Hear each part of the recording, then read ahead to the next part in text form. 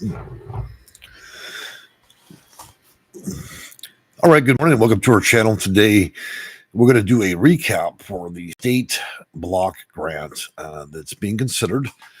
So it looks like we've got a circumstance earlier in the year, around August, HUD and the president were discussing whether or not it would be a good idea to put everything, to roll all federal funding into state block grants and then hand that grant down to your local housing authority. And so they addressed that early on, and it does not appear that that's going to make it on the 2026 agenda for October 1st, okay? But here's where it gets kind of complicated. Though they're not doing that as a present for 2025 and, of course, for 2026, it will be back on the table for 2027, okay? So it's been a rather loaded base. 2025 administration starts, we get a good portion of the year gone. We're in the holidays, and they have rolled a significant number of changes to Section 8 housing, vouchers, funding, whether you're on a voucher, Section 811, 202, and many others. And so part of that consideration was, taking federal funds and dispersing that at state level, and then using their infrastructure to grant the allowance for Section 8 housing. So it's got a reprieve from death as a bill, but that's only because they don't have the infrastructure in place, so they could not implement that quickly enough. And of course, it needs congressional review in order for that to happen. So I expect this to be put back on the table for 2027, and states will be on notice at that point. And again, we may face a circumstance where this could be the ending relationship for most PHAs if that were to happen, as most states are not going to want PHAs to administrate those programs. It would be solely up to the state employees and whatever infrastructure they have in place. Many states already run a voucher program, okay, that do not pull funds from the feds. It's from the taxpayer base within the states. So that being said, today I'm going to try to also answer questions. You guys have a lot of questions. We've had a lot of videos, and I poured out, I think, about 50 videos in the past 2 months. It's a lot. But as I near retirement from my company, section8consulting.com, it allows a little bit more freedom. And I hope y'all enjoy the new thumbnail for this video. It's one of my favorites. I put it out every year around the holidays. That's not my house, I wish. But it sure makes something nice to look at. It certainly grabs the curiosity of viewers as to why we have a nice fall house in the middle of a video talking about housing. But all right, so good morning, Amanda. Hello, how are you? Silver Fox, looks like your message got retracted for a moment, but good morning. Joe, good morning. How are you doing today? Lorium, hello, good chilly morning, Jay, and fur babies. Yep, I left the window open, and my hair was a little frosty. So the cats love that, my rescue cats. They love to sit in the window, and sometimes I have to open it or they start crying and whining at night. So I open the window directly above my head, and they sit in there. I've got one cat will launch out the window itself. He'll sit out there and he'll wait for something to come through the yard, and next thing you hear is a little scramble. But anyways, beyond me and my crazy cats. So I want to read you the proposal, okay? Now, this is something that I have to read. We got this close to our sources through HUD. Now, normally when we talk about titles, codes, acts, policy, and procedure, I usually know that verbatim. But in this circumstance, I don't, and I'm not going to memorize this until I'm certain that we have this back on the agenda. So let's take a look, well, at least for me, and then you guys listen along.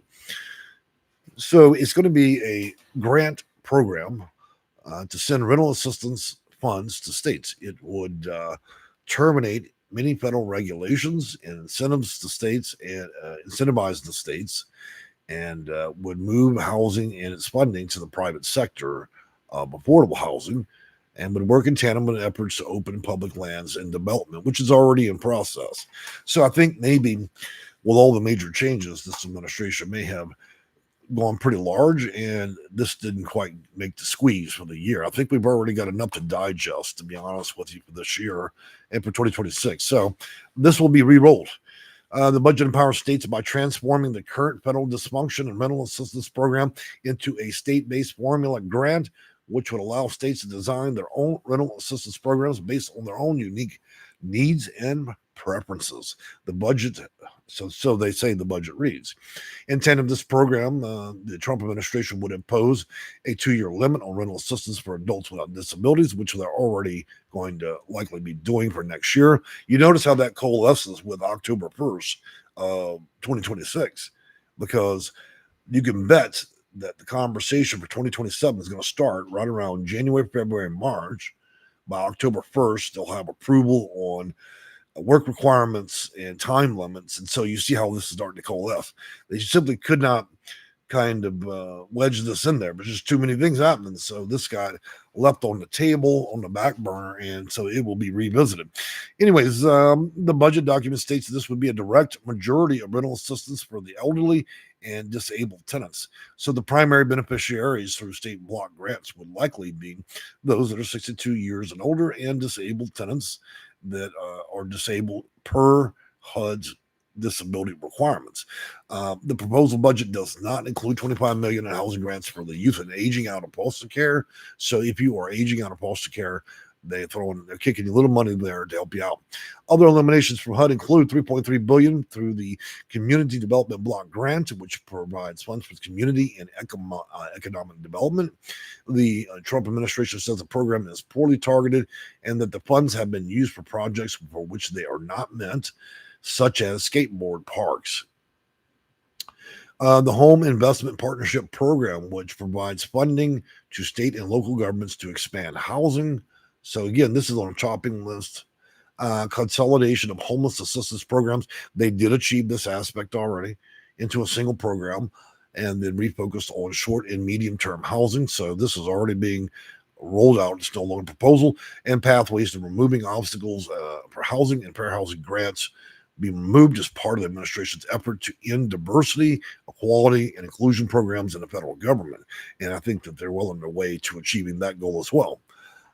President Trump also made a bold budget proposal to reimagine how the federal government addresses affordable housing and community development. And so that all comes down to HUD's Secretary, Scott Turner.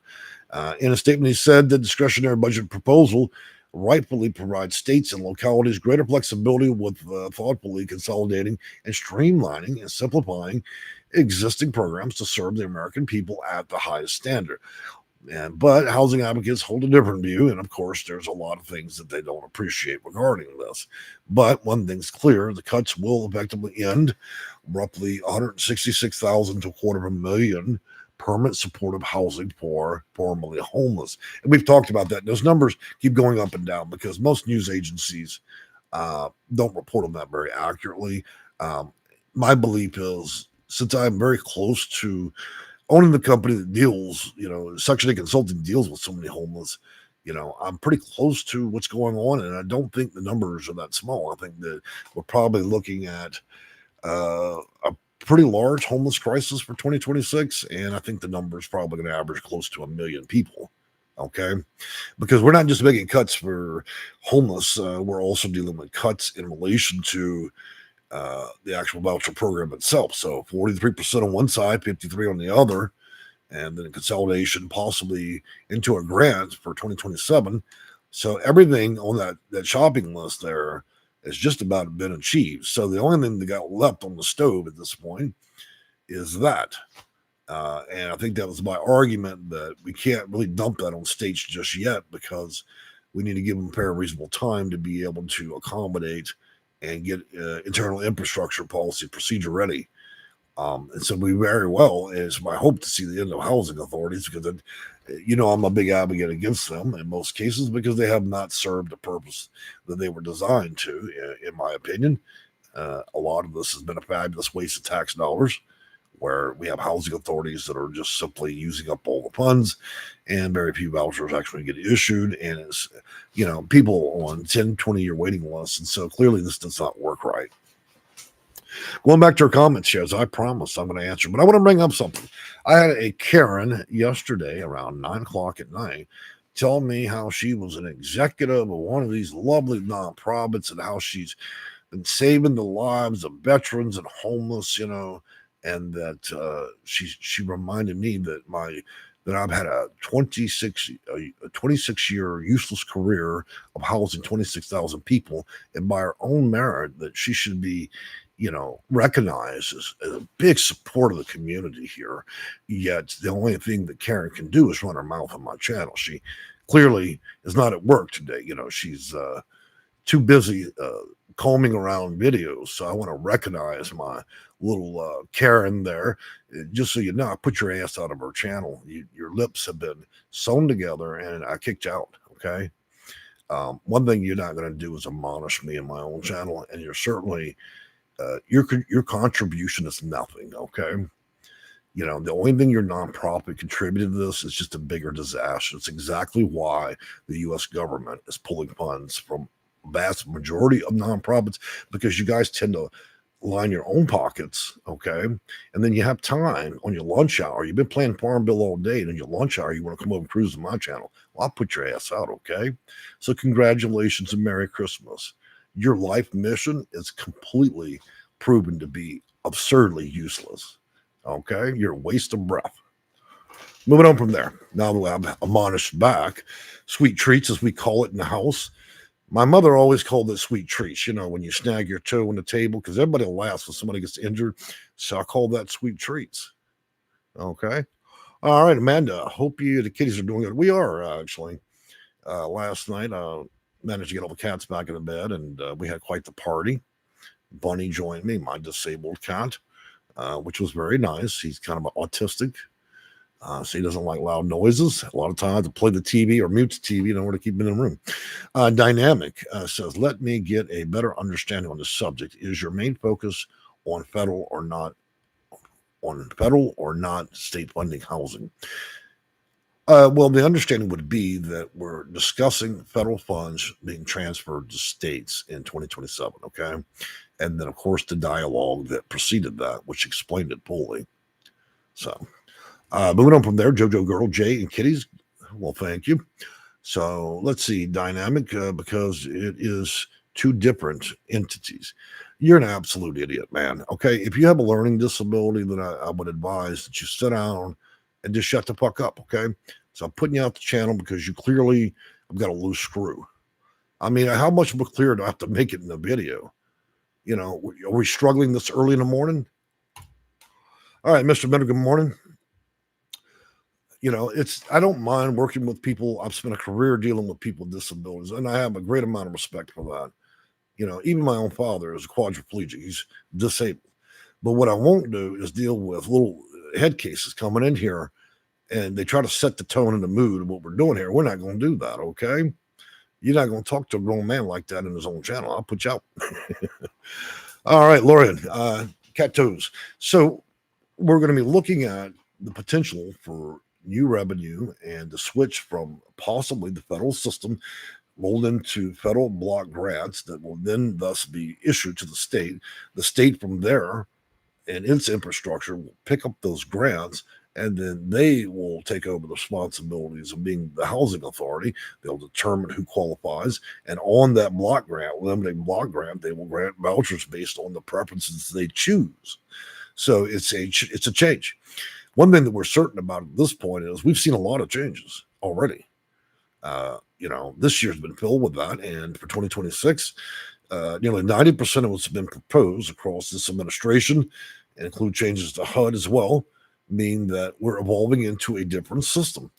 And the system will remain in place, at least for this administration. And since most of it has already been reduced, there aren't many American presidents in the future going to try to backtrack and start changing it again. So we spoke about this over the last decade in this channel, that before 2030, that ultimately there were going to be changes, that somebody along this path of being elected was going to look at this disaster and say, hey, this has to be a better way to do it, and it doesn't mean that everybody's going to enjoy the changes, but just be glad that it's changing, because does anybody disagree the fact that what we're currently seeing in the last 50 years through the system was working? I don't think that it was really working. Okay.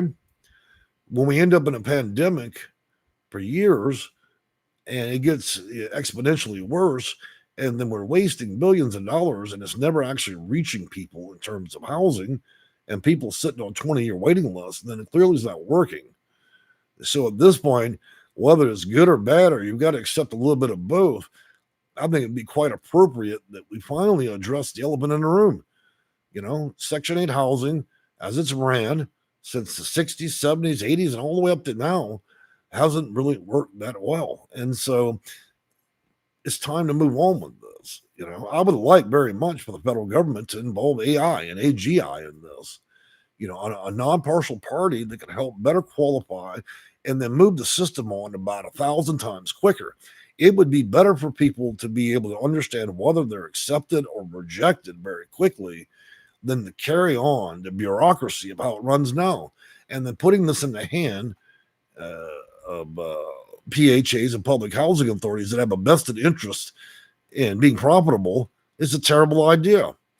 You take $1 for every federal dollar issued at the federal level that rolls down. By the time it gets through HUD, goes down to the housing authority, only about 10 cents of that dollar is actually reaching a voucher. So does anybody believe that that's working? And, and then also there's so many conflicts of interest when you have a profitable organization that's in control of this. Just like we talked about homeless funding, putting nonprofits in charge of the head count, which thus, if they're the ones counting how many heads and then federal funds are based on that number, then what interest does the nonprofit have in actually reporting accurate numbers? Beyond that, how much was actually served?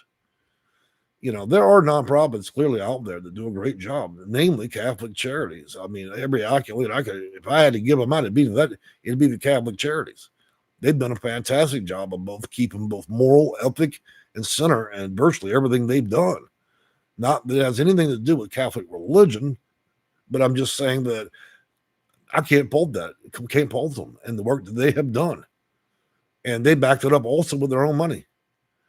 Can you say as much for things like PHAs and others? And then we go through a government shutdown that exhausted a vast portion of the remaining funds for the year for most PHAs, and a lot of them didn't even plan properly. They overspent, misallocation, misconduct, and so we have a lot of housing authorities that can't even open because they literally ran their checking accounts to $0. And so they're really waiting for the federal handout. How do you think they're going to recoup another cushion? They're going to do that the minute that it's the stroke of midnight on the 1st.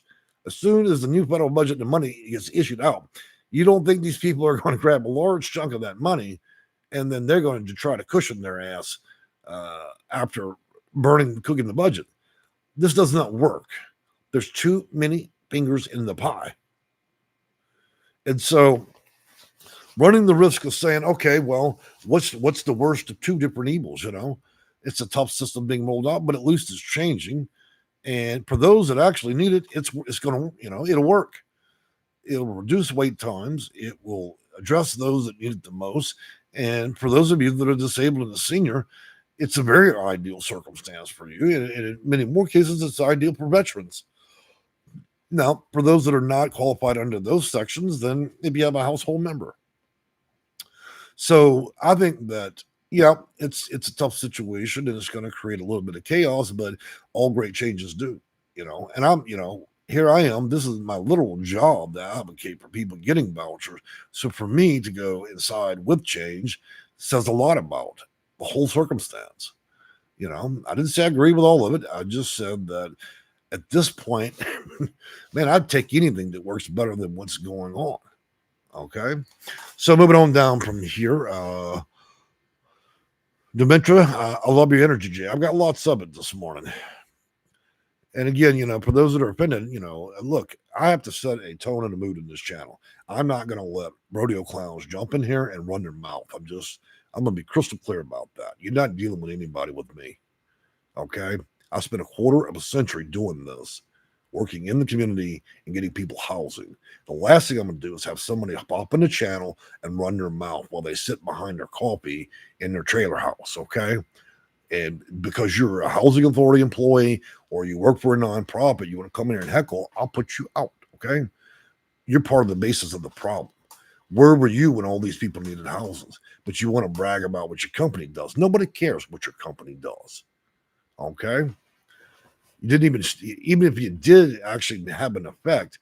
Let me tell you something. If the housing authority and nonprofits were doing such a fabulous job, then why is there 1 million people homeless? If your career and reputation is so upstanding, then why do we have veterans on the sidewalk? Start talking, but you can't do that. You want to come on and pop your lips, I'll put your ass out, period. Put you on notice, okay? Nobody needs to hear your mouth run. Your opinion's worthless. All right, Mr. Owens, I went to Catholic Charities for rent deposit, and they denied me. Well, they have that right. I mean, clearly, Catholic Charities cannot house and give out money every day, and I'm sorry that you got declined. They have to make circumstances, and they have to focus on possibly if funding is low or they've got a budget to meet, and so they have to make tough decisions. So we can't have a handout, every day. I would recommend possibly revisiting. So that's not to be ugly or anything like that, Mr. Owen or Mr. or Mrs. Owen. If you've got a problem, then if they can't solve it, there are many more nonprofits that, well, you'll see. All right, MK. Good morning, Jay. Well, thank you. Amanda, if a housing authority receives funds to fix up one of our properties and they don't use all the money on fixing up the property, where does that money go? Well, it goes right on their Macy's cart for Gucci slippers. You didn't know that? We had, 11 indictments last year of housing authorities completely reaching insolvency? Well, they stole all the money. We had a case in Houston where we had a housing authority employee literally selling vouchers on his office desk. Oh, you didn't know that happened? Of course. You know, the people during the last Biden administration, how many times that Marissa Fudge ended up taking feds and storming housing authorities that literally were just stealing everything. Okay. But it took so long because we don't have enough investigators at the federal level. So it takes like a year or two to catch them. And a lot of them get caught under audit or they get caught during incidental circumstances. And one of the greatest incidental circumstances happens, a government shutdown. While a lot of these PHAs should have had a reserve, it showed real quickly which ones were the real frauds because those are the first ones around the money. And there was a lot of them. And so I expect a lot of fallout behind that because it damn near bankrupted a lot of them. The ones that actually were good stewards of federal funds and did what was required to keep a reserve, they managed to survive this all the way to the end. You see the difference between a crook running a housing authority, and one that's operating with ethics. Because not every housing authority is bad. There's lots of them, man, that look, you go in there that operates like a fine oiled machine, and the people are professional. They've got a strong background and educational level, and everybody's on their P's and Q's. But there are many more that are running their housing authorities like it's the Wild West. Virtually no oversight. And they're just doing what they want, speaking to people any old way. And then they are the single largest advocacy group, basically, for victimizing people that are simply wanting to get assistance with housing through prejudicial behavior, discrimination. And I've got thousands and thousands of cases that I've seen over my career. So this is nothing new. But I want to make clear, not every housing authority and nonprofit's bad. There are many good ones. And for those, thank you. Thank you for doing what was right, what was appropriate, standing up and not acting like a roach, a snake, and a spider scurrying around on the floor. There's so much. People already have a difficult time, and to be re-victimized by the very people that are in charge of this is part of the reason why I would wish that a housing authority, the responsibility was moved from them and then administered at either the state or federal level. Okay, it would be a lot less of all this nonsense going on. All right, moving on from there. D. Wright, as a social worker, a management issue, regardless of what your structure, what you say will do no better if management of all programs have poor managers. That's correct. And I appreciate you chiming in on that. Social workers and counselors play an important role out there, but they are the least appreciated in terms of this. Now, there's a difference between those that go to school and become educated in that area and establish, their degrees. And then the problem we have is a lot of PHAs are hiring people that are named counselor and things like that, but they don't have any proper education. They're meting out justice through that system, and they don't even understand their own policies and procedures. You know how many times I got on the phone with a PHA and a worker or a caseworker from a housing authority, not a real world caseworker that has a bachelor's degree. You know how many times I got on the phone with them, and then we would verbatim federal code to them, and they would sit there and absolutely deny it was even on the books. Just a staggering level of ignorance, And so we ended up having to go to court over that because they were willing to write. They were basically violating people's Fourth Amendment, their rights, and many other things. But HUD only has limits to what they can do, and we don't really have a system that coalesces. It means that every housing authority in America is writing their policies and procedures based on local community with the guidance of federal law, and it's meted out differently. That's why you see a stark contrast between a really good housing authority and a really bad one. And caseworkers that are properly trained or have the education in their background from those where they've been hired off Craigslist and only last a month or two at the housing authority. So there is a big difference if you're fortunate enough, or even just having somebody simply that cares, just willing to listen to you. And that's what many caseworkers really are or try to do. They're working within the rights and responsibilities of having that job to help people if they understand what they're supposed to do. So they get good men. Moving on from there, Rakosha, has the news article come out yet? Only a few have come out in regarding that. Most of it's been through the WhiteHouse.gov, the discussion of that, and then of course bringing that to the table to both Congress and the House to kind of determine whether or not that'd be on the playbook. Look, everything that the president has suggested so far, he's carried out. Okay. Whatever has not been carried out is being carried out in 2026. The last domino, the only thing that's been discussed this year that has not been carried out and approved by Congress that I can see would be them moving to state block grants. Okay. I don't have an opinion either way in terms of that because I'm not sure that severe of a change can be achieved so quickly. I mean, clearly you can talk about that, but I don't know if it will ever be able to achieve just tossing in the state because I can see a lot of states would object to that.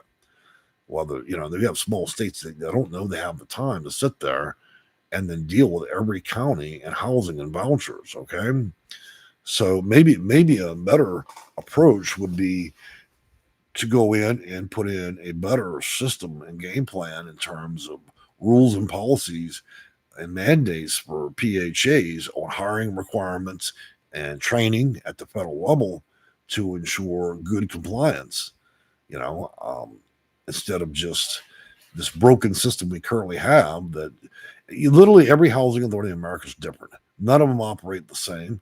And so it's they're all just kind of doing things on the basis of their own community, and sometimes that goes very badly. And for the poorer communities in the states that aren't big, that don't have a big population, the housing authorities struggle more than others. The ones that if the state's really big, then there's another problem. It's too big, the housing authority's too big, and then other problems arise. That's how the Washington, D.C. PHA got stormed. That's part of the problem that NYCHA has had, and that's part of the problem that Alicia in California and LA. They get too big and then it becomes out of control.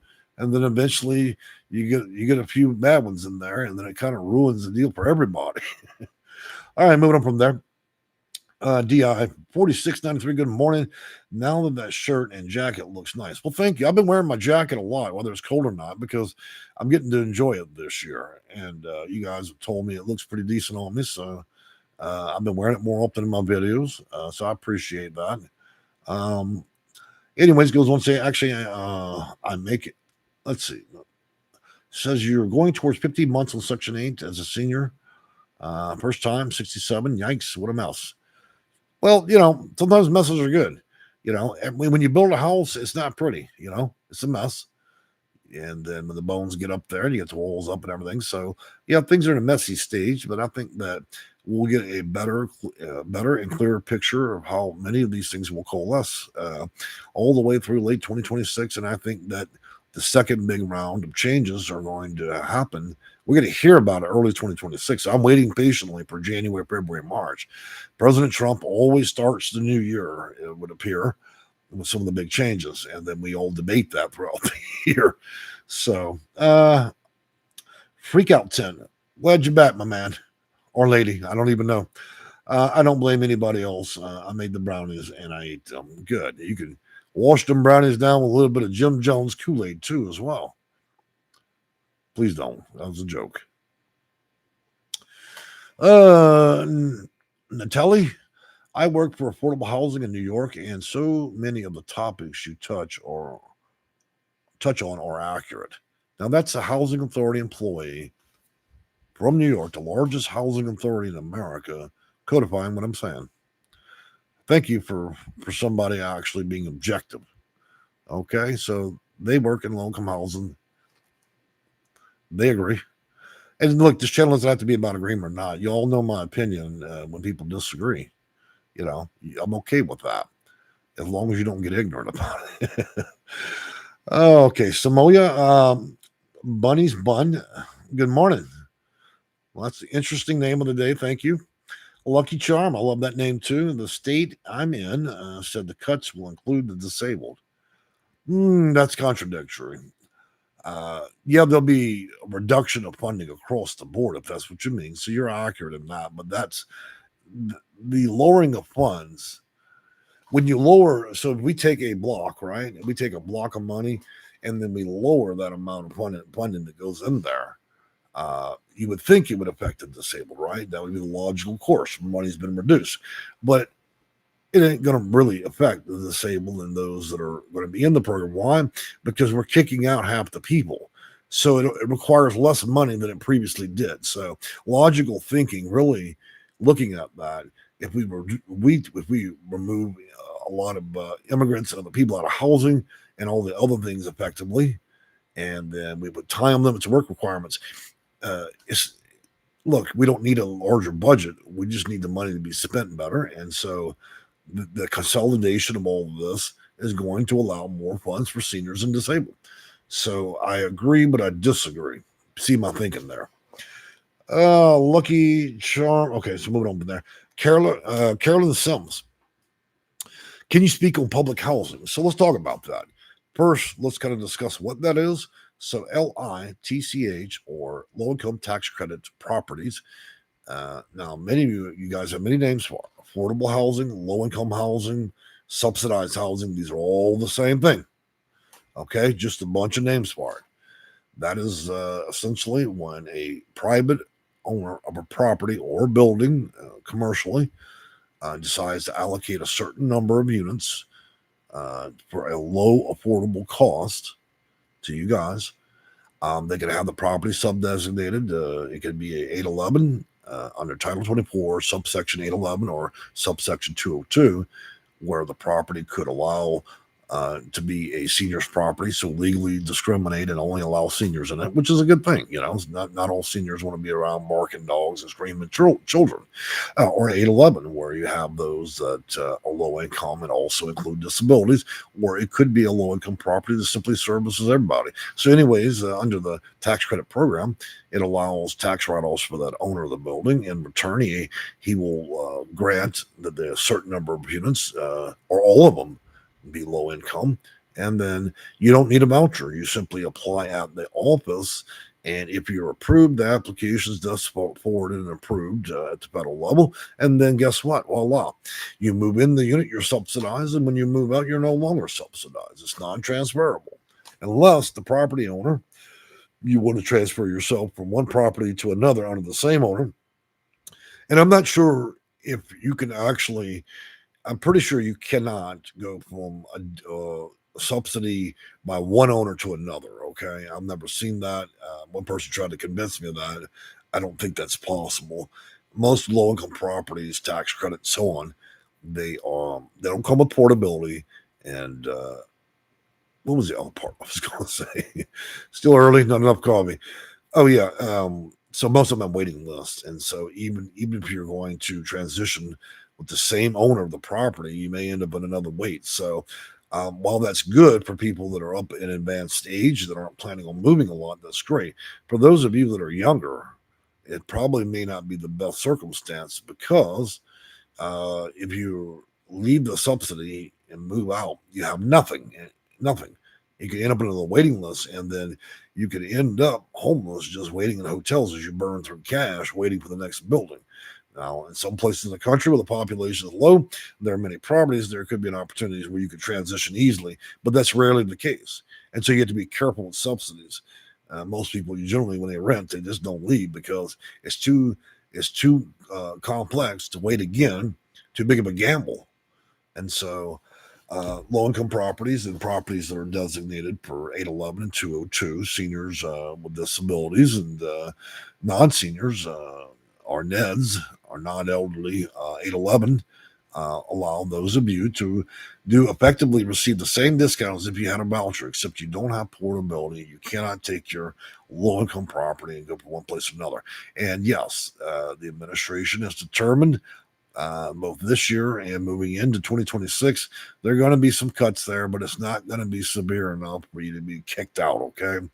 The main people that are at high risk right now is going to be the homeless, because they're in a different system called continuum of care or coordinated entry. And under ESG, they're cutting all that funding, and then they're wanting people to go into 18-month recovery programs, or TH, or transitional housing. So for most of you, what's going to happen, what you're going to see is less vouchers available for 2026. For many that already have it, you'll likely be able to keep your voucher. However, do not think that the housing authority is not going to review cases and try to cut fat. So while you might have previously qualified and had a voucher, it does not mean that the housing authority isn't going to lower or up the standard. And then you may, on annual reinspection, when they review your HAP contract, they may determine that you no longer qualify under new rules and policies. So it's a tightening of the belt for 2026. But the primary effect of making people homeless will likely happen under continuum of care, not you guys in subsidized housing. And also, let's consider one further thing. Those that are 62 years and older, those that have a proven disability under HUD's requirements, and those that are a veteran will be the last people considered out of all to be cut from all this, okay? So if we're going to look at the whole pie here, we're going to do any cuts and everything, the last to be considered is 62 disabled or veterans. So virtually, I think that you have maybe a 1% chance that maybe if you're no longer qualified to be in housing, that would be the only reason. Now, if you're not 62 years and older, you're not disabled under HUD policy, or you're not a veteran or served our country honorably, mind you, then there could be some potential there. I would only say maybe 5 to 10% out of all voucher holders and in subsidies would likely be at risk with these type of cuts, okay? And when I say at risk, it's because the cutting of funding just means that we're not adding more into the system. We're trying to maintain current levels. So the bigger effect will be people trying to get vouchers and continue to be subsidized properties going forward in 2026. So it's not so much about those that have it now. It's more about whether or not you can get it later. So what you're seeing is they're changing the system and the rules and the policies to make housing a little bit more distinguished. You know, they're trying to help a specific categories of people and cut out all the other people that are jamming the system up. And so while it's not a question of whether you really keep this voucher funding, it's a question in the future as to would the same people qualify and get what you already have. And so that's how you need to view this. Now, if we're talking in terms of continuum of care, and we're talking about permanent supportive housing, emergency housing vouchers, rapid rehousing, what we're looking at is they don't want to utilize the system as is. They want to dump and abort that system and enter into a new era and generation of programming there. It's the belief of the administration that people have too many mental health issues and too many alcohol and drug related problems, and they want to address that by turning homeless housing to address anybody homeless into 18 months of transitional housing. You get a short term shot of getting off the street, getting the life straight, and you either achieve it in 18 months or you don't, and then you're out. Okay. HUD made very clear by its own message on its own website they're no longer in the business of housing the homeless. Okay. That's not my words. That is the president of the United States. Okay. So what he's saying is, yes, we'll help you initially. We'll give you up to close to 2 years through transitional housing. But after that, if you can't get your shit to get together, then that's it. And then those that already have this stuff, they're terminating. They will be terminating roughly half the leases out there for PSH and RRH. Those in wrap rehab doesn't matter anyways because that's short, very short term, 3 months to 2 years. Okay, so this is just a respin back into that. So the methodology has changed.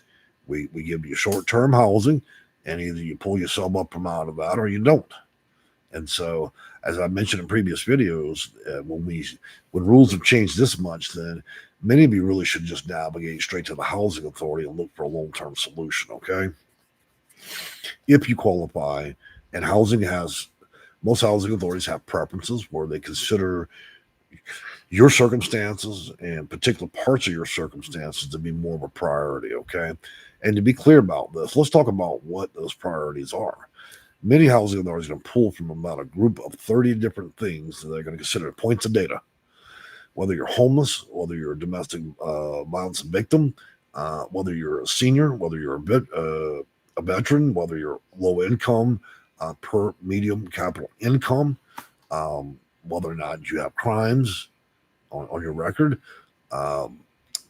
Beyond that, they may also consider other programs outside of that, like the VAWA and HOPWA, which are acronyms for VAWA and the HOPWA part for HIV and AIDS. These are exclusionary programs that are already written in the federal code, so those participating in VAWA and also HOPWA largely will not be affected whatsoever, because just like HUD Bash, that's a separate funding level that isn't necessarily mixed into this pie. However, there are going to be cuts to HUD Bash as well, but the president has been very, very big advocate of those that are veterans, and so I don't see the least amount of cuts will likely be there, and the least amount of changes as well through HUD Bash and other programs. Let me move back to the comments here. Okay, so we did that one. Samorio, and what if your Social Security claim is pending while your Section 8 is making eligibility changes? Well, I don't know the total context there. If you're suggesting that you have to have a Social Security check in order to qualify, you're incorrect. Okay, so I don't know the total context. Look, there's about 30 to 50 questions I generally ask my own clients before we determine whether or not a person's got a good or bad case and whether or not they're going to qualify really well with a PHA based on preferences. Okay. And a lot of that changes rapidly. So we involved in POIAs, so Freedom of Information Acts, to get policy procedure for PHAs, determine preferences, and see how well your case will match to that. So it's a lot of work, not to mention time. Howard, Caroline Sims, yes, I hope he answers your question. Well, I tell you what I will do, guys. We got membership in this channel. It's $1.99, and we use that membership to support our rescue cats. So if you want a surefire guarantee to get your question answered among the thousands of people that ask them, get membership. Okay. If you object to $1.99, we're all in trouble, right? Because I'm spending my time for free. What are you doing? But I hope to answer everybody's questions, to be honest. All right, so moving on from there. And keep in mind, YouTube sometimes retracts your comments, and make sure your comment's not been retracted. All right, moving on from there. Amanda, I used to be on the subsidized housing, but then I got on Section 8. I'm just confused because every year I have to recertify on housing. Well, it's kind of, they're just requalifying. That's all it is. Look, people win lawsuits, they win the lottery. Would you really want somebody just won $1 billion in the lottery still sitting on a voucher? So every year the housing authority is going to review your case. You might get married to a doctor. And so why would you be sitting in a $500,000 house, with a Section 8 voucher? If the housing authority doesn't do it, isn't like a lot of you are going to speak up. I've watched people who live in magnificent houses continue to use the voucher and then ended up in prison because they violated federal law and didn't report it. Okay? That's the whole point of our annual reinspection. It's to determine couple things. One, whether or not the landlord is meeting their part of the HAP contract and not violating your Fourth Amendment in rights. Okay? And second of that is determine income. Have you actually been reporting this? Or are you running a hair salon secretly, cash payment only? And so they're trying to determine that. I can tell you that game's fixing to come to an end anyways. A lot of you guys are earning cash, Etsy, and all these different things, and Vimo, and all that other stuff. But look, the administration wants to connect directly to the IRS, and the IRS has got about 1 million points a day on people. They're going to soon be able to determine, even when you've been paid in cash. You don't think it's real, watch what happens. All right, so Dora, thank you for answering. Oh, it's no problem. That's why I'm here. All right, so user YouTube 1970. All right, will spring 2026 be too late to port my voucher to Lake County, Florida? Well, let's look at what portability is and how that works, and then it should help you understand. So, if you ask your local housing authority whether or not you can port, you're granted that right if you've had the voucher 12 months. There are about 22 exceptions to that rule, including imminent threat and other circumstances where you may be a domestic violence victim and other things I'm not going to get into in this video, okay? So I'm not going to teach you how to cheat portability, but let's just say that if you talk to your caseworker and you meet the qualification and participation level required under federal rules, then you make that request. Now, in the old days, the housing authority would reach out to whatever housing authority you wanted to go to. Say it's 500 miles away in Florida, and they would reach out. They don't do as much these days because most PHAs, the caseworker ends up being the portability specialist. The bigger housing authorities will have their own dedicated portability specialists. So you reach out to the forwarding housing authority, where you wanting to go, that county and that housing authority, and then they determine, were they going to be able to afford to bill back, send a bill to where you just came from, or can they simply absorb you? Meaning, do we have enough cash laying around to take another person that's not a resident of our state presently and absorb them in the system? Do we have enough extra money? So you'll find that most housing authorities will bill back the first year and then absorb after the first. It's kind of a testing ground to see whether you're going to make it. So the portability is determined on the funding level. The best time to port in most years or when the new federal budget's out and housing authorities are flush with cash. They're more patient and they have a lot more money at the beginning of the year than they do the end. So if I had to give you advice, requesting portability between the beginning of the year, just short of summer, which is, we know when summer that is. So January, February, March, April, and May is good. You're going to see it becomes extremely difficult during the summer as demand and portability reaches fevered heights. And then as you approach out of there, September, October, November, and December, we've cooked the books. In other words, housing authorities are at that point being on a budget and trying to parse out the money from that point. So early year portability shouldn't be a big issue, but it still has to be determined by both PHAs. And under certain circumstances, they may not want to accept you there because while you may have qualified in Baton Rouge, Louisiana as low income, your portability to another state in another city may prove that your income is not even sufficient enough or too much in that city, and therefore you would no longer qualify in that city and state. So that's another thing you must consider. For instance, a lot of people think they can take these big, giant vouchers because of inflation in California. Oh, I get a $5,000 voucher. I'm going to port to Mississippi. Well, much to your surprise, you arrive in Mississippi and through portability, they redetermine that, and then you end up with an $800 voucher. Okay, and so you go into panic because all thing you're going to pour is a cracker box. Now, I'm just using Mississippi as an example because I'm quite intimate with Mississippi and we have a lot of landlords out there. So, you see how that works? There's a lot of unknowns and a lot of planning needs to go into that. So, I would advise getting with somebody that has a really good level of experience and portability because a lot of it's mitigating risk. Some housing authorities have bamboozled their potential porters, people that move. They get there and they end up in a hotel, and then when they're not able to find housing, they end up homeless on burning all their money in a hotel. In other words, you got there and you completed the whole process, but you didn't have the foresight or fortitude to complete it because of difficult market conditions, and thus you never left that hotel. And then your life comes unraveled and you become part of the homeless community out there. So portability is a very careful game, and the farther you port, the more complications, and there are other things you need to consider. So all of a sudden, it's said and done. Portability, by virtue of rule, is the simplest process throughout anything that's dealt with in a PHA, but it also comes with some of the highest risk. If you have not carefully planned and orchestrated this perfectly, you could end up on the street. Okay, unless Uncle Bob and Aunt Sally live out there, and of course you can go stay with them. So I hope you understand where I'm coming from. So a lot of people don't think about the ending consequences. So many things can happen. We're transition, moving around, popping around, moving lease to lease. Look, the farther you go, the more risk you take on. And the name of the game when you deal in housing vouchers and subsidies is to mitigate risk. Just like I told you when we deal with subsidies, low income housing. Look, the minute you move out, you're under some assumption that another business is going to pick you up, and you're wrong. You could be in a hotel for 6 months waiting for them to open up. Now you get up, you'd be sitting in a hotel, and you think to yourself, "Well, why the hell didn't these people tell me this? Why have they almost put me on the street?" Well, look, it's not their job. Okay, so a lot of these housing authorities don't have the time or resources or even employees to teach you the ins and outs. That's my job.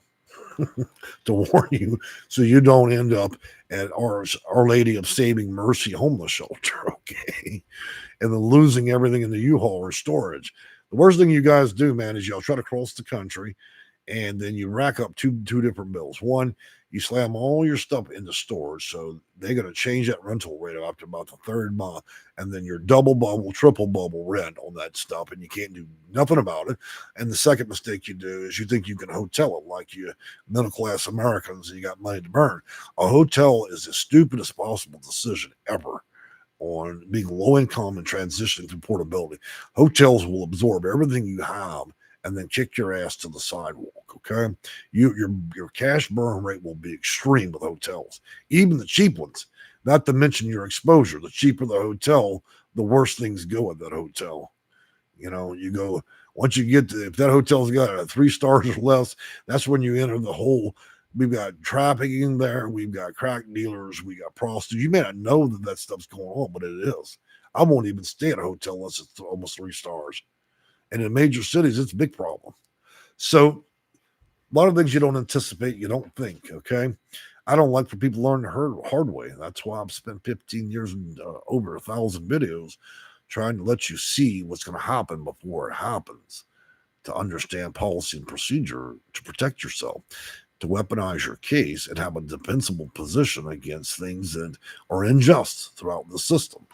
Most of you appreciate that advice. Sometimes I get heckled by the housing authority or nonprofits, but that's fine. People only get mad when I'm right. So that by virtue just proves my case. You know, how do you argue against somebody who's been doing it 26 years? You can't. There's nothing you can say. It makes you irrelevant. All right, moving on from there, Latoya. What are work requirements for the voucher? Well, work requirements, as it stands now, 30 hours, either through a combination of paycheck work or volunteering your time. Okay, so for most of you, that if you do get that work requirement, look at all the different ways you can volunteer. Just a great opportunity to go down and see the elderly at retirement centers. Okay, that's a great way to use your time. You go down to the pound where they keep all the animals and volunteer your time there to benefit the care and well-being of animals at rescues. Look, don't go hide yourself in a library. Nobody needs you to volunteer at the library. I mean, the library needs one person maybe, but use that time to volunteer. If you can work, you think you can stably work, then go out and do that. Okay? Think about how best to use that time rather than being resentful over it. Moving on from there, user YouTube 1970. Okay, thank you, Jay. Yeah, no problem. Glad I can help. See, I'm all fair and reasonable today. You never know. Maybe my schizophrenia will kick in tomorrow and I'll say something ugly in the video. Hope Bros, if you are on the verge of being homeless, then look at your state, local, and church. Let me make something clear about churches, okay? You can't just decide to go visit our Catholic church or Methodist church without being a member. A lot of you guys are driving up to churches you've never even bothered to even sit through a service. You haven't donated one copper penny to them, and now you're asking for a handout. Okay? Panhandling churches is not a good idea. I would advise establish yourself there. You might find the people in the church, if you actually sat through the service and contributed, donated a little bit of time up church, sweeping up, cleaning up, by proxy of just telling your story, there are lots of members there that own companies that likely give you a job, even help you out. But they're only going to do that if you're going to participate. So it's not about handouts. Yeah, you can call the church, but you need to bring something to the table. We live in a society where everybody wants to take. Yeah, I don't know. Hello, our church. I don't know y'all. I don't even want to sit here and talk to you. Can you write me a check for my rent? So how bad does that look? So, and a lot of churches won't do it anymore because they feel they're just being scammed. Why should the tax base of the church, the people putting the money in the bowl, pay for your ass? Okay, if you're not even willing to contribute there, you're not even willing to sit through their services. So think about that. Maybe it'd be better to go to their church for a couple of weeks, give them everything you've got, and then ask, okay, because you might find there might be a solution without you ever asking for money. There are lots of people sit through churches, man, that are very wealthy people that own companies. They can offer you jobs and different things. We got to think out the box, not just think about handouts. You want food from the food bank? Then donate your time to the church's food bank. You might find they give you more. But the main thing is, for people who want to help, they want to see that you're going to be genuine and not act like an asshole. Now, the nonprofits out there, well, good luck with that. If they want to help you, they will, if they have the money. Okay? But I don't really like the way that everybody's running to these churches, but yet won't give them anything. Okay? That's not a fair play.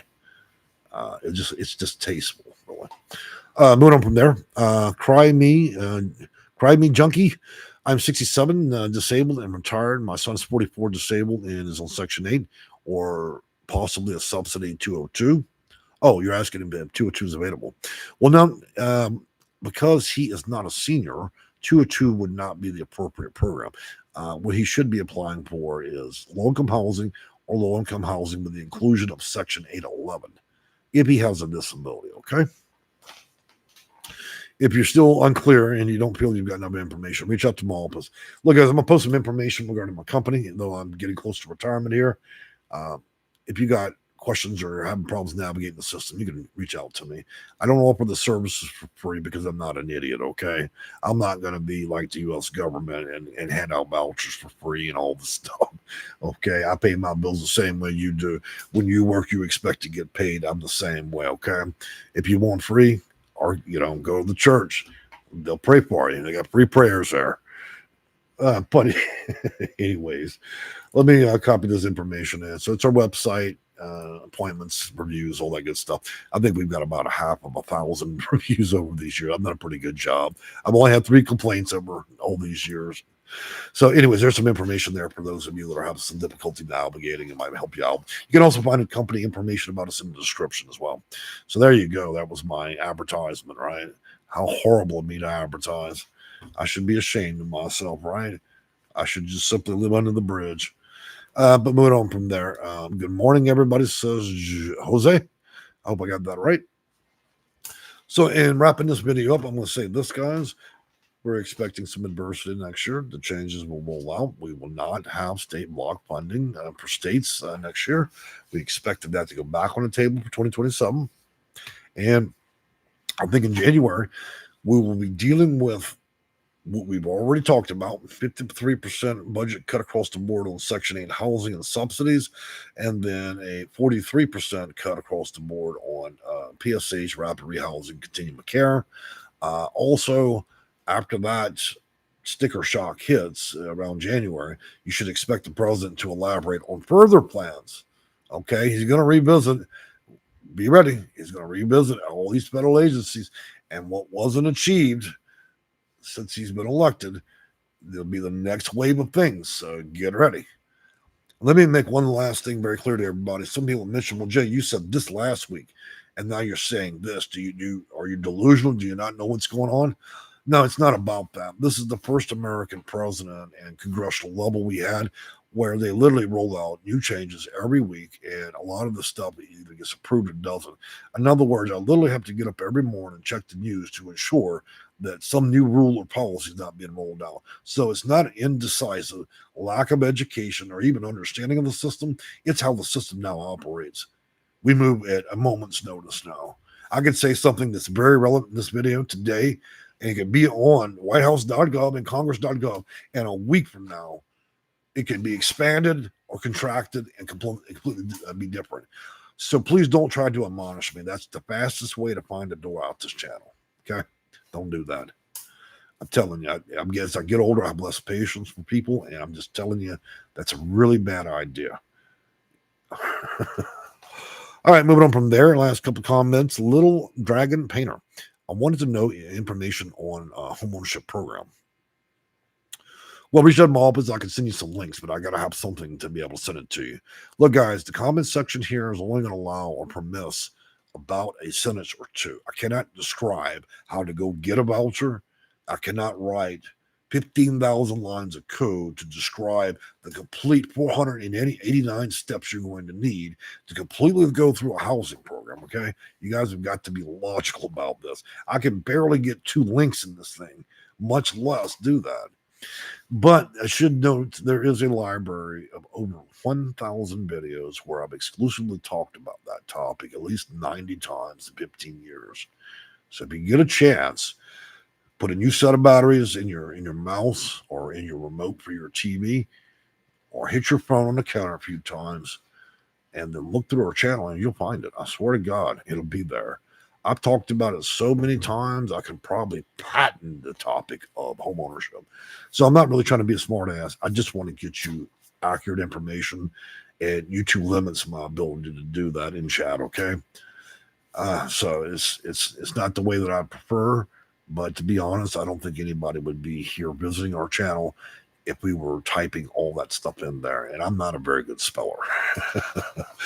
All right, guys, I've enjoyed shooting the breeze with you guys, bringing up to date. We're going to be back on later this afternoon. You should expect a short video to describe open waiting list for Section 8 vouchers, and then a primary video about my choice of topics. And frankly, I'm running out of things to discuss in terms of housing because, look, we published over 400 videos probably this year, and finally it's quiet down.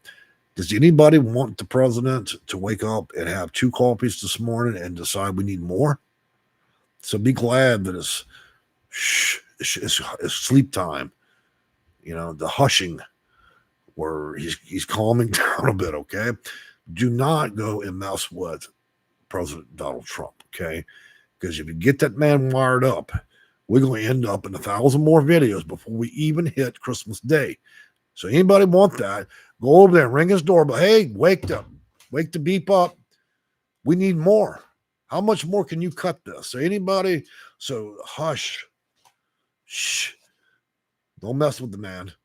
Otherwise, we're going to have to roll through thousands and thousands of more policy and procedure, okay? I enjoy a bit of what President Trump does, and there are some things I can't stand. That's the same for every Republican and Democrat. But this fella here, look, you do not want to do double mocha with this guy, okay? For the sake of all of our sanity, please, let's be glad that we can just simply talk at a comfortable pace, and maybe there won't be any more changes for the rest of the year, okay? That's preferable, okay? Otherwise, we're all going to have a psychiatric visit. All right, I've enjoyed talking with you. We'll see you later today. Enjoy your day. And for many of you, happy holidays. Don't forget, that not only your family is not only your family, but don't forget your pets during the holidays. Those are the things that love and care for you. This is a reminder. When you have Thanksgiving, be thankful for your pets as well. Okay. Don't forget about important things. All right. Bye for now.